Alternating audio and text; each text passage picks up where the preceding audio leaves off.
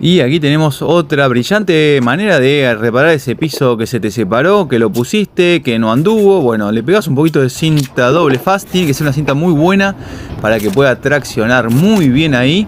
Fíjate que la separación no es tanto, pero bueno, necesitas unos golpecitos.